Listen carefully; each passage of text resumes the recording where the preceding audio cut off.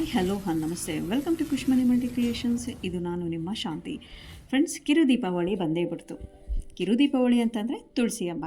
ತುಳಸಿ ಹಬ್ಬನ ನಾವು ಕಿರು ದೀಪಾವಳಿ ಹಬ್ಬ ಅಂತಲೂ ಸಹ ಕರಿತೀವಿ. ತುಳಸಿ ಅಂತಂದ್ರೇ ಒಂಥರ ರೆಸ್ಪೆಕ್ಟು, ಮರ್ಯಾದೆ, ಒಂಥರ ಶುದ್ಧತೆ ಇವೆಲ್ಲವೂ ನಮಗೆ ನೆನಪಾಗುತ್ತೆ. ಅದರಲ್ಲೂ ನಮ್ಮ ಭಾರತದಲ್ಲಿ ತುಳಸಿಗೆ ಅದರದೇ ಆದ ಒಂದು ದೊಡ್ಡದ ಮಹತ್ವದ ಸ್ಥಾನ ಇದೆ. ನಾವೆಲ್ಲದಕ್ಕೂ ತುಳಸಿಗೆ ತುಂಬಾ ರೆಸ್ಪೆಕ್ಟ್ ಕೊಡ್ತೀವಿ, ತುಂಬಾ ಪೂಜೆ ಮಾಡ್ತೀವಿ. ಪ್ರತಿಯೊಬ್ಬರ ಮನೆಯಲ್ಲೂ ಅಷ್ಟೇ, ಬಡವರಾಗಿರ್ಬೋದು, ಸಾಹುಕಾರಾಗಿರ್ಬೋದು, ಪ್ರತಿಯೊಬ್ಬರ ಮನೆ ಹತ್ರನೂ ತುಳಸಿ ಗಿಡ ಇದ್ದೇ ಇರುತ್ತೆ. ಹಾಗೆ ಈ ತುಳಸಿ ಹಬ್ಬನ ನಾವು ಸೆಲೆಬ್ರೇಷನ್ ಮಾಡ್ಕೊಳೋ ಸಮಯ ಬಂದೇ ಬಿಡ್ತು.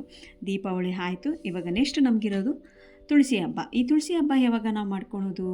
ಏನಿಲ್ಲ ಫ್ರೆಂಡ್ಸ್, ನಾಳೆ ಅಂದರೆ 12ನೇ ತಾರೀಕು 4 ಗಂಟೆ 4 ನಿಮಿಷಕ್ಕೆ ಮಂಗಳವಾರ ಸಂಜೆ ಸ್ಟಾರ್ಟ್ ಆಗುತ್ತೆ.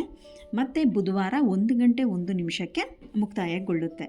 ನಾವು ತುಳಸಿಗೆ ಮುಖ್ಯವಾಗಿ ಏನು ಮಾಡಬೇಕಪ್ಪ ಅಂದರೆ, ಬೆಟ್ಟಿನಲ್ಲಿ ಕಾಯ್ದು ಅದನ್ನೆಲ್ಲ ಸ್ವಲ್ಪ ತಕ್ಕೊಂಡು ಅದಕ್ಕೆ ತುಪ್ಪದ ದೀಪ ಹಚ್ಚಿ ಮತ್ತು ಗೆಜ್ಜೆ ವಸ್ತ್ರನ ಹಾಕಿ ಬೆಟ್ಟಿನಲ್ಲಿ ಕಾಯ್ದು ರೆಂಬೆ ಏನಿರುತ್ತೋ ತುಳಸಿ ಗಿಡದಲ್ಲಿ ಇಟ್ಟು ಅದಕ್ಕೆ ಅರಿಶಿಣದ ಕೊಂಬು ದಾರ ಕಟ್ಟಬೇಕು.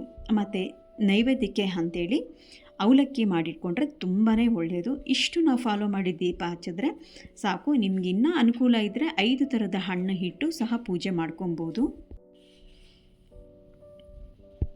ಮತ್ತು ಕೃಷ್ಣನ ವಿಗ್ರಹ ಇದ್ದರೆ ತುಳಸಿ ಗಿಡ ಪಕ್ಕದಲ್ಲಿ ಇಟ್ಟು ಪೂಜೆ ಮಾಡ್ಬೋದು ಫ್ರೆಂಡ್ಸ್.